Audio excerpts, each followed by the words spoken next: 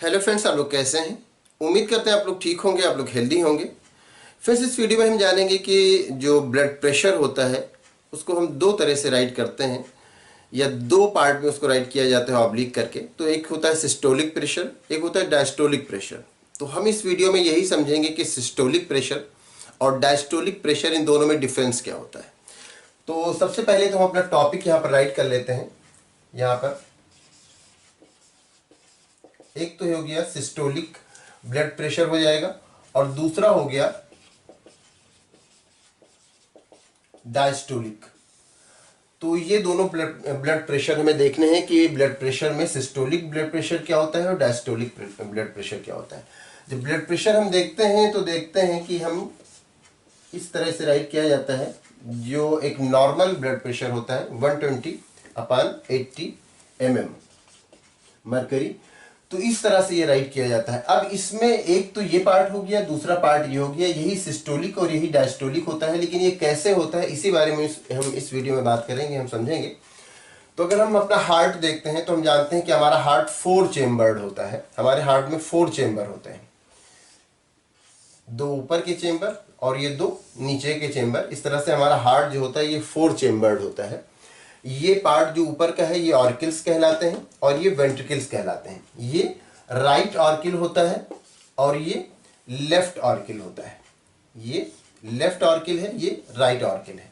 इसी तरह से ये राइट वेंट्रिकल है और ये लेफ्ट वेंट्रिकल है। ये इस तरह से आप देख रहे होंगे तो ये राइट लग रहा होगा, लेकिन आप अगर हम इसके सामने खड़े होते हैं तो ये आपको लेफ्ट दिख रहा होगा। ये हमारा लेफ्ट हैंड है, ये लेफ्ट और ये राइट। तो हमारा हार्ट जो होगा उसमें ये इस तरफ ये लेफ्ट ऑर्किल और वेंट्रिकल होगा और इस तरफ राइट ऑर्किल और वेंट्रिकल होगा। तो ये अब इसमें आप जानते होंगे कि इसमें ब्लड किस तरह से सर्कुलेट करता है। अगर आप नहीं जानते हैं तो हम वीडियो की लिंक आपको इन स्क्रीन पे मिल जाएगी, आप उसको देख लेंगे तो आपको समझ में आ जाएगा। यहाँ पर हम एक आपको छोटा सा आइडिया दे देते हैं कि हमारी बॉडी से जो ब्लड होता है वो वेन्स के थ्रू यहाँ पर आता है, राइट ऑर्किल में आता है और फिर यहाँ से आता है राइट वेंट्रिकल में आता है।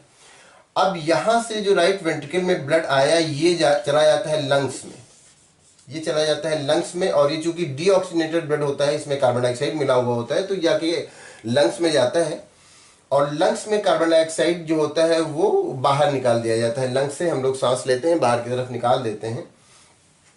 अब इसमें जो ब्लड है लंग्स में, उसमें क्या होता है कि बाहर से जब हम ऑक्सीजन लेते हैं वो ऑक्सीजन आकर के उस ब्लड में मिल जाता है और ऑक्सीजन वाला ब्लड अब आ जाता है यहाँ पर लेफ्ट ऑर्किल में।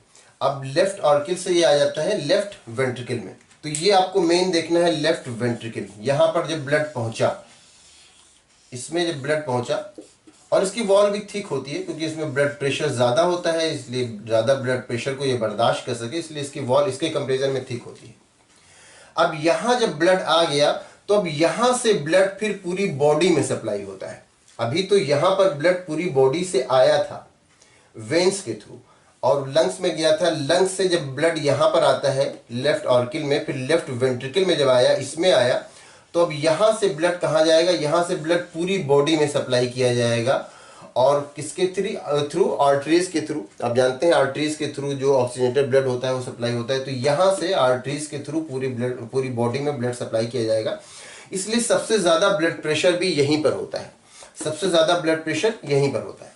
तो यहां से जो ब्लड निकलता है, और आप जानते हैं हार्ट हमारा पंप किया करता है वो इस तरह से। जो हमारा हार्ट है जब पंप करता है तो एक टाइम तो ये आता है कि इसमें से ब्लड बाहर निकल जाता है जो कि पूरी बॉडी में जाता है। फिर क्या होता है कि ब्लड हमारी बॉडी में, हमारे हार्ट में आ जाता है। तो ये दो पार्ट इसके एक तरह से हो गए, दो फेज हो गए। एक तो ये हो गया कि ब्लड इसमें से बाहर निकला, ये जब पंप हुआ, ये सिकुड़ा तो इसमें से ब्लड क्या हुआ, कॉन्ट्रैक्ट हुआ तो बाहर निकला। और दूसरा ये हुआ कि जब ये रिलैक्स हुआ तो इसमें ब्लड आ गया। दो तरह से दो पार्ट में। तो जब ये कॉन्ट्रैक्ट होता है, जब ये सिकुड़ता है, तो क्या होता है कि ब्लड फोर्स के साथ बाहर निकलता है। तो इस टाइम में जब ये सिकुड़ता है या इसके अंदर ब्लड नहीं रह जाता, ये ब्लड को खाली करता है। ब्लड नहीं रह जाता तो कहना सही नहीं, लेकिन बहरहाल जब इससे ये ब्लड को बाहर निकालता है इस तरह से, तब क्या होता है, तब प्रेशर ज्यादा जनरेट होता है। वही होता है सिस्टोलिक प्रेशर, ये हो जाता है। ये सिस्टोलिक प्रेशर कहलाता है जब ये अपने आप को खाली करता है, एम्प्टी करता है। और उसके बाद जब ये अब इसका जब दूसरा फेज हुआ कि ये फिर रिलैक्स हुआ और इसके अंदर ब्लड आया, तब वो होता है डायस्टोलिक प्रेशर, जो कि ये होता है 80। तो यही दोनों में डिफरेंस होता है, सिस्टोलिक प्रेशर और डायस्टोलिक प्रेशर, जो कि यहां से जनरेट होता है। यहां पर ये 120 रहेगा और ये 80 रहेगा। फिर इसके बाद, और ये आर्टरीज के थ्रू बाहर निकलता है, आर्टरीज के थ्रू पूरी बॉडी में सप्लाई होता है।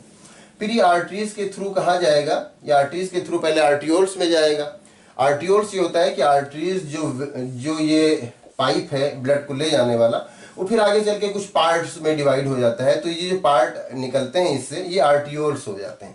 अब ये आर्टियोल्स में जाएगा, ये एक पाइप है, यहाँ से फिर ये कई पाइप में ये जो है, या कई ट्यूब में जब ये बट जाएगा, तो यहाँ पर ब्लड प्रेशर इसका जस्ट करीब करीब आधा हो जाता है। मतलब ये 120 है तो ये 60 यहाँ पर हो जाएगा। ये आप सिस्टोलिक की अगर बात करें तो इसका आधा हो जाएगा। फिर ये जो आर्टियोल्स से जाएगा, ये कैपिलरीज में पहुंचेगा। तो कैपिलरीज में तो और भी ज़्यादा पाइप्स का डिवीज़न हो गया, तो वहाँ पर नियर अबाउट ये जो 60 है इसका 1/4 हो जाएगा 15 के करीब, 15 से 18 के करीब। तो ये नियर अबाउट इसका 1/4 हो जाता है। तो यहाँ पर अब ये जा करके जो ऑर्गन्स हैं उनसे मिल जाता है, तो वहाँ पर ब्लड प्रेशर और भी कम हो जाता है। लेकिन यहाँ पर बात हो रही है कि डायस्टोलिक प्रेशर और सिस्टोलिक प्रेशर और डायस्टोलिक प्रेशर क्या क्या होते हैं। तो यही है, ये सिस्टोलिक प्रेशर है और ये डायस्टोलिक प्रेशर है। लेकिन यहाँ पर बात हो रही है कि सिस्टोलिक प्रेशर और डायस्टोलिक प्रेशर क्या होते हैं। तो ये सिस्टोलिक प्रेशर होता है और ये डायस्टोलिक प्रेशर होता है। ये तब होता है जब ये सिकुड़ता है और ब्लड फोर्स के साथ बाहर निकलता है, तो जाहिर सी बात है ज़्यादा फोर्स रहेगा, तब ये सिस्टोलिक प्रेशर होता है। और जब ये रिलैक्स होता है, इसके अंदर ब्लड आ जाता है, तब ये क्या होता है, डायस्टोलिक प्रेशर होता है। तो यही डिफरेंस होता है सिस्टोलिक प्रेशर में और डायस्टोलिक प्रेशर में। तो उम्मीद करते हैं आप ये वीडियो आपके लिए इन्फॉर्मेटिव होगी। अगर आपको इसमें किसी तरह का कोई कन्फ्यूज़न है या कोई और क्वेश्चन है तो आप पूछ सकते हैं। Thank you.